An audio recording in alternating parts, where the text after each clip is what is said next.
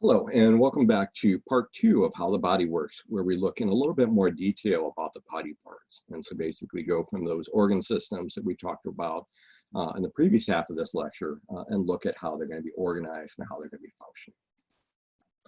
And so what we can see is the body is made up of smaller and smaller organs. You got the entire body, but within the body, we're going to have organ systems. And so, we've got the digestive system kind of represented here. We've got the heart over here representing the circulatory system, the lungs over here representing the respiratory system. Can't quite, the kidneys may be kind of, and here representing the urinary system. And so we've got the organs there. So the organs, the heart is a portion of the circulatory system. The kidney is a portion of the urinary system. In this case, the colon is a portion of the digestive system. And so the organ systems are made up of different organs. And then if we look inside of these organs, what we're going to see is that they're going to be composed of tissues, and tissues are going to be kind of groups of smaller units called cells that are coming together and doing a certain function. The cells are going to be kind of individual little building blocks, kind of units that we can take a look at within the body. And they're often a focus. The cells are often going to be a focus of ways in which we can treat diseases. And then within these cells, we're also going to have molecules. And molecules are like little chemical entities that have a role in what's going on within the body. And so we'll talk a little bit more about cells and molecules, because it's going to be important that we have at least a broad understanding of cells and molecules as we go through, so we can understand, what happens when things go wrong, and potentially how we can intervene and fix it when something goes wrong, to treat a disease or treat an injury in some way. And so if we take a look at it, again, in this case, we've got the heart here. The heart would be an example of an organ. It's a portion of a larger organ system. It's a portion of the circulatory system, but it's going to be specialized for a specific task. And so we've got that cardiac muscle that we talked about a little bit in the previous half of this lecture. It's going to be very, very good for contracting and pumping blood through these arteries and drawing blood through these veins and circulating the blood throughout the body. This heart isn't going to do a good job at breathing in. It's not going to do a good job at digesting materials, but it's going to be great, very, very specialized and very, very good at pumping blood throughout the body. So if we take a look at it, the cells are going to be the basic kind of biological unit of the body. And so we've got these cells kind of scattered around here. So you can see it kind of as a circular structure. We've got a nucleus, which we're not going to spend a little bit of time here, but the nucleus is going to be the location where you have the DNA. So, in about a month, when we start talking about DNA and how we can study the DNA and use the DNA, what we're talking about, what's found in each one of these individual cells. So the cells are kind of the basic unit of the body.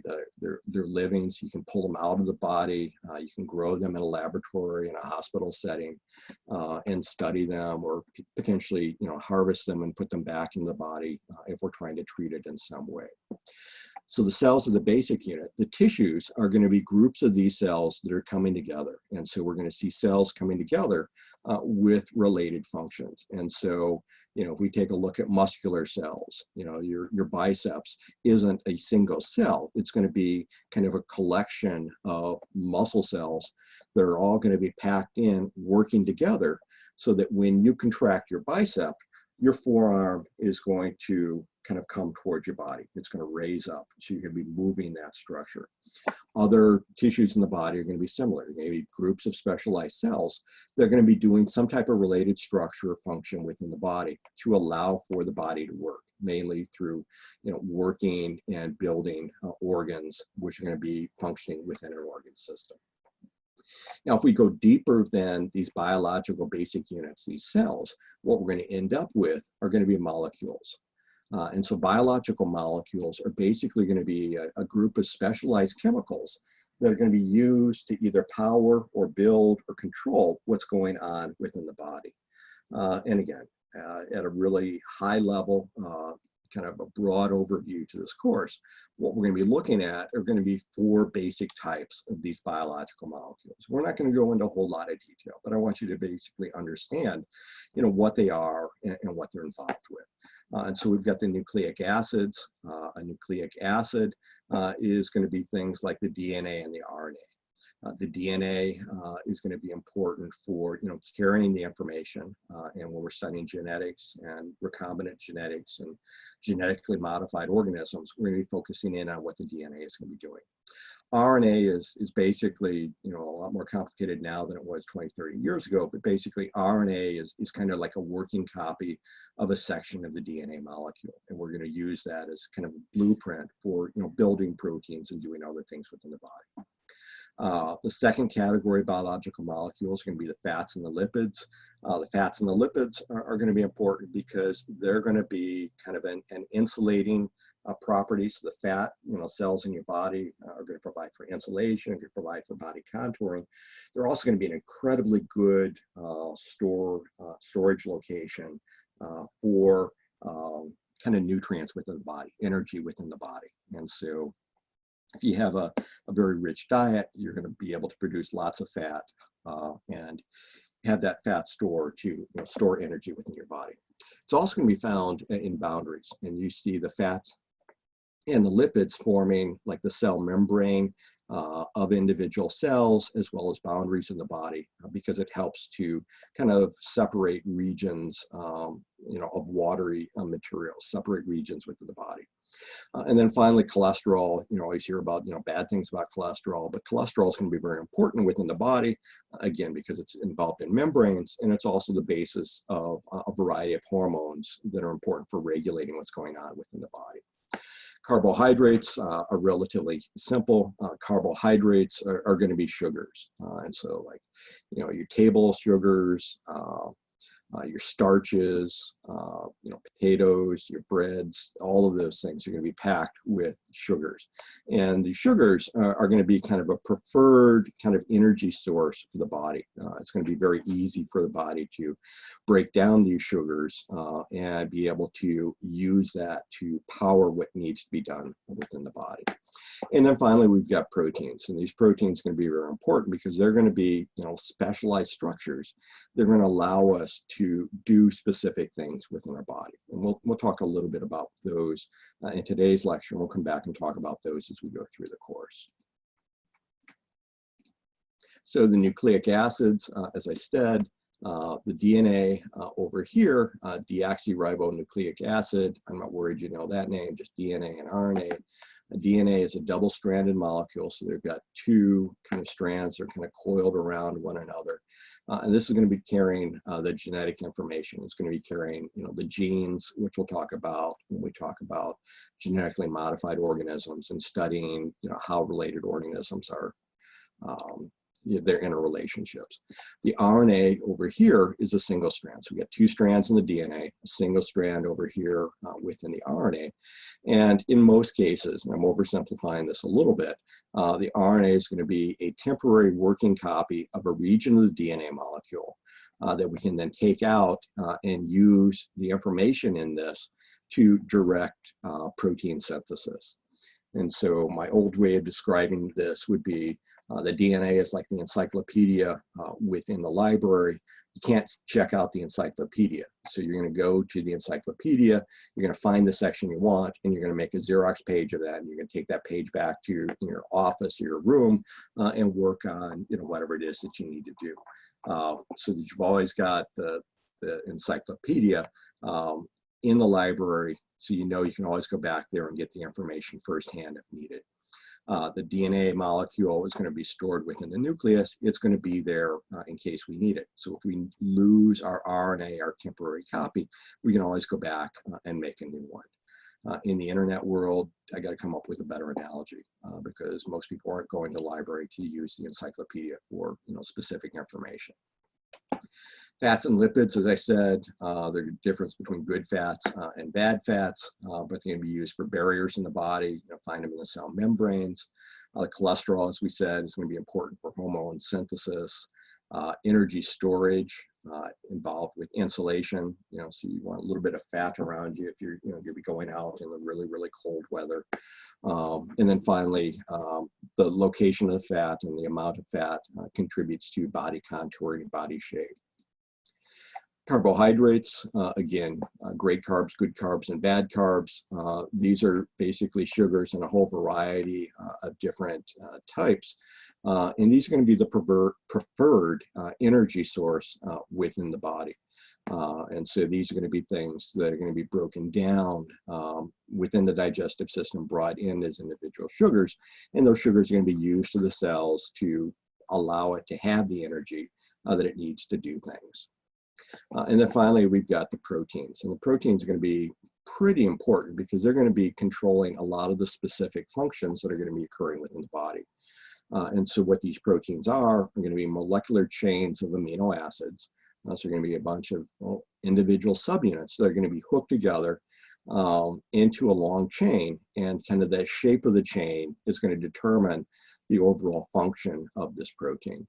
They may be organized in filaments, so it'd be a long strand. They may be globular, kind of something like this. We're all kind of coiled around or twisted around, but it has kind of a three-dimensional shape, which is going to be important for determining its function. So if we look at an example of that, we can take a look at sickle cell anemia. Sickle cell anemia is a genetic disease that has a mutation that causes a defect in a hemoglobin protein. So there are 145 amino acids in a hemoglobin. And hemoglobin is going to be a protein which is involved, kind of packed within the red blood cells over here within your circulatory system. And it's going to be important for carrying oxygen throughout the body. Again, it's a portion of the distribution of materials, in this case, oxygen, into the body. So if you change one out of 145 amino acids, you end up with sickle cell anemia. So normally what you have are these kind of donut-shaped red blood cells. So it's like donut-shaped without the hole punched out, but it's still kind of pushed in a little bit. So it's not a complete donut, but it's like a donut shape. And these are normal red blood cells, and they'll go through the body, often run single file through the capillaries to help deliver the oxygen that the hemoglobin is carrying out to the peripheral cells that need it. In sickle cell anemia, what happens because of that one amino acid chain, we end up with these things, without going into a whole lot of detail, during exercise or when a person doesn't have as much oxygen within the body, these cells will start to collapse down. They become sickle-shaped, kind of stiff and sticky and kind of like this half kind of sickle type appearance. And this is what you see with sickle cell anemia. And so what you end up with is a situation that these cells aren't going through the system as these nice round normal red blood cell donuts kind of coming through here. They end up kind of clumping and sticking together, and they can end up with like a blood clot or interfering with the blood flow. And again, that's one amino acid out of 145. So, less than 1% change dramatically alters the function of this protein. And in other proteins, we can see the same thing. In some areas, you can make a change and it doesn't have an effect. In other areas, a single amino acid chain could, really dramatically change the overall function of what it's doing within the body. Now, in many cases, proteins are going to be functioning as enzymes within the body.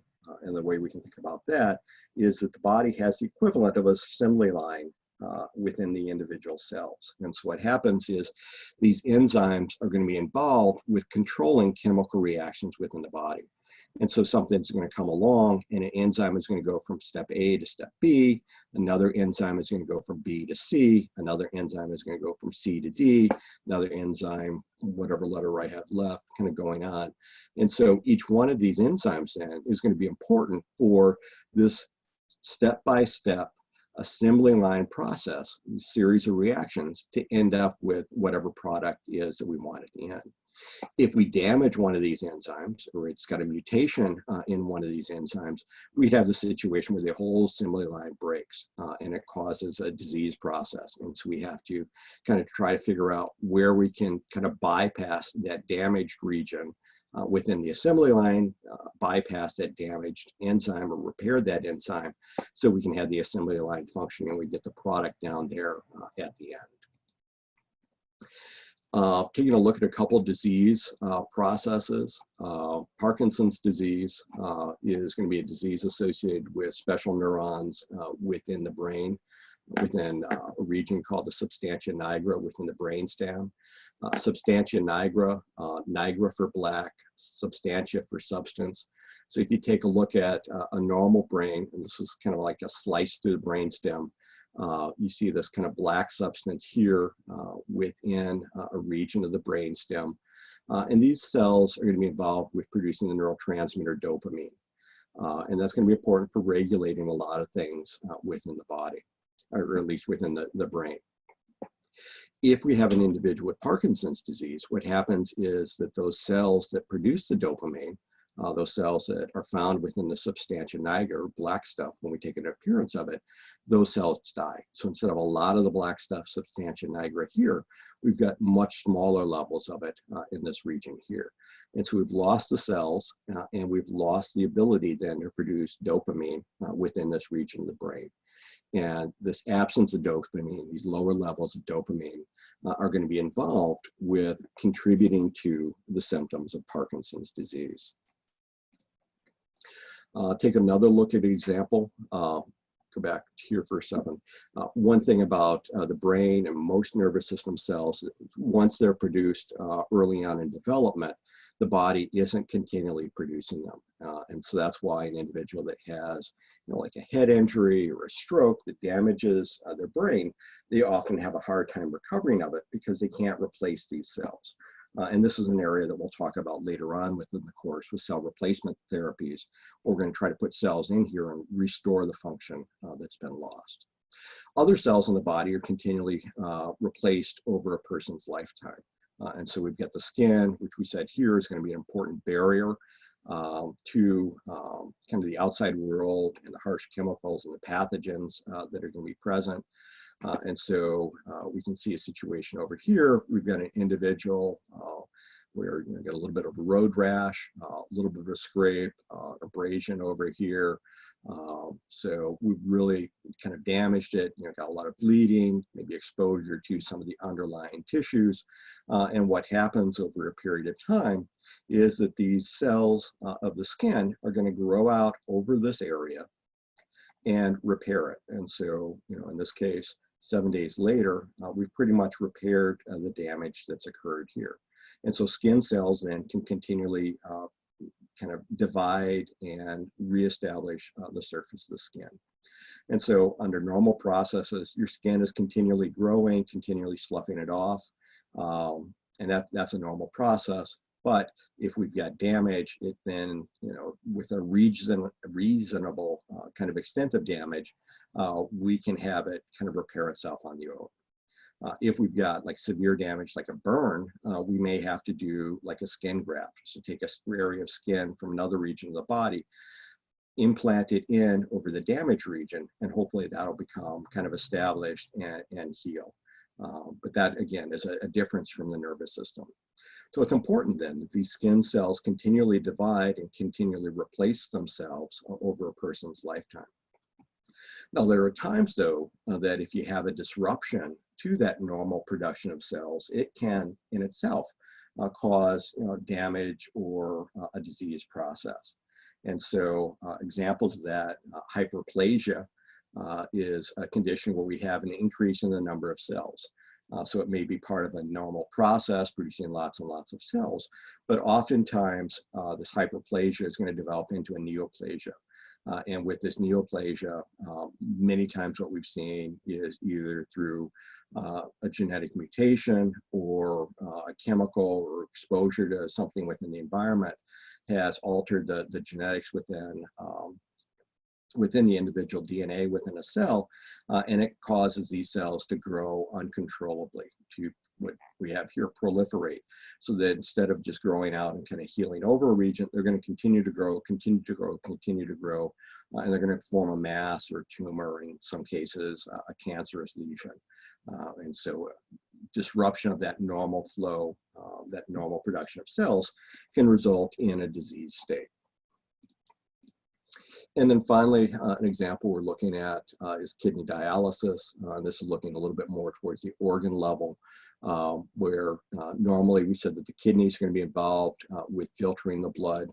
In kidney dialysis, what we're looking at is kind of failure of the organ, so either damage to the cells, the tissues, the organs, so that they're not functioning properly. And so we know that the kidneys can be involved with filtering out waste materials within the body. If we don't filter out those wastes, the individual is slowly going to become poisoned and become sick. And if it's not corrected, could end up dying. And so what happens with kidney dialysis is we basically hook up this artificial kidney system to it. And so you hook it in so that you draw blood from an artery.